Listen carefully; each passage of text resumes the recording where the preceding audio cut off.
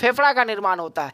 तो जैसे ही वायु जो है फुफ्फुस में प्रवेश करता है, इसके बाद फुफ्फुस से इसके बाद जो है कुपिका में प्रवेश करता है। कुपिका क्या होता है कि छोटे छोटे गोल गोल जो है वायलुन की तरह एक संरचना होती है, जो फेफड़ा की सबसे छोटी इकाई है। उसी में जब वायु जाता है तो वो क्या होता है कि ब्लड के संपर्क में रहता है, और ब्लड में जो है हीमोग्लोबिन होता है। तो क्या करता है कि हीमोग्लोबिन ऑक्सीजन को अपने में सटा लेता है, यानी कि ऑक्सीजन के साथ बंधन बना लेता है हीमोग्लोबिन। और इसके बाद जो है वो ब्लड जो है ऑक्सीजनेटेड ब्लड कहलाता है, यानी कि ऑक्सीजनित ब्लड का रुधिर कहलाता है। और वो रुधिर जो है हमारे लंग्स से जो है अब चला जाता है यहाँ पे हार्ट के पास, यानी कि हृदय के पास चला जाता है। और हम लोग जानते हैं कि जो हार्ट होता है ना, वो हमारे शरीर में पंप का काम करता है, यानी कि जो जैसे हम लोग तालाब से पानी छिड़कने के लिए मशीन लगाते हैं ना,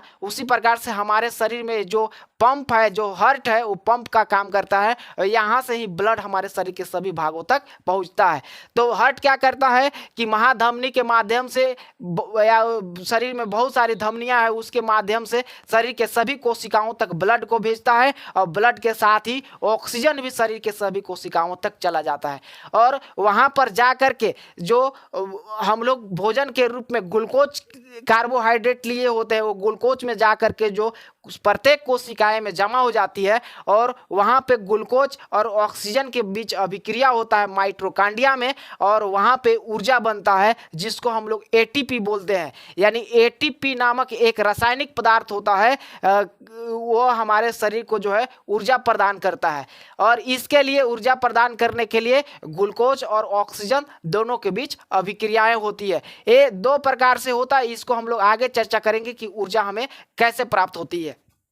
इसके बाद वहाँ जब अभिक्रिया हो जाती है तो ऑक्सीजन जो है आपको कार्बन डाइऑक्साइड और जल में परिवर्तित हो जाता है। तो कार्बन डाइऑक्साइड हमारा शरीर के लिए वेस्ट मटेरियल है, उसे बाहर करने की जरूरत है। तो उस ब्लड में वो फिर से घुल जाता है कार्बन डाइऑक्साइड, और इसके बाद शरीर के सभी भागों तक शिराओं द्वारा एकत्रित करके उसे हार्ट के पास लाया जाता है। और हार्ट क्या करता है कि डीऑक्सीजनेटेड ब्लड को, यानी कि ऑक्सीजन जो जिसमें ऑक्सीजन बी ऑक्सीजनित रुधिर जिसे हम लोग बोलते हैं, वो फेफड़े तक आता है। और इसके बाद जब हम लोग श्वास छोड़ते हैं तो फेफड़ा में जो है गैस कम हो जाता है, तो वो वाला जो है फेफड़े के अंदर चला जाता है, और इसके बाद नासा द्वारा हम लोग छोड़ देते हैं। यानी कि कार्बन डाइऑक्साइड और जो ऑक्सीजन होते हैं उसका परिवहन जो है हम लोग कैसे होता है इसके बारे में चर्चा कर चुके हैं।